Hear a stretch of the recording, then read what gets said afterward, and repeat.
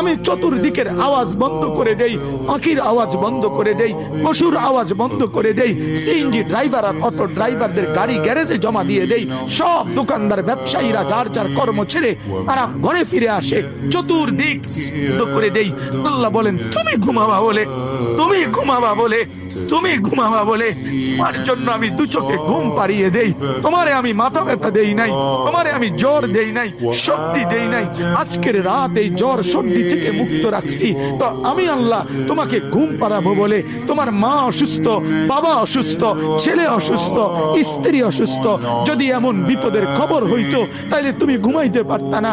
যদি তোমার পায়ে ব্যথা হইতো, আমি 2 মাস বহু রাতকে রাত আরামসে ঘুমাইতে পারি নাই, আমার পা ভেঙে গেছিল, আমি রাতকে রাত অঝরে কাঁদতাম, আল্লাহ তুমি আমার শিফা করে দাও, সুস্থ করে দাও। তাহলে আমার বন্ধু আল্লাহ বলে বান্দা তুমি ঘুমাবার জন্য আমি রাত বানালাম, আওয়াজ স্তব্ধ করলাম, দু চোখে ঘুম পাড়িয়ে দিলাম। তুমি দেখো না বান্দা, চতুর্দিকে খাট পাওয়া যায় বাজারে, আলম পাওয়া যায়, লেফ পাওয়া যায়, তোষক পাওয়া যায়, সব তো বাজারে পাওয়া যায়, কিন্তু 2 চোখের ঘুম তো বাজারে পাওয়া যায় না।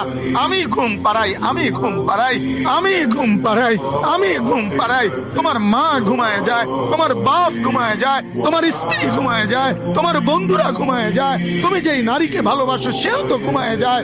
আমি আল্লাহ আমি জেগে থাকি।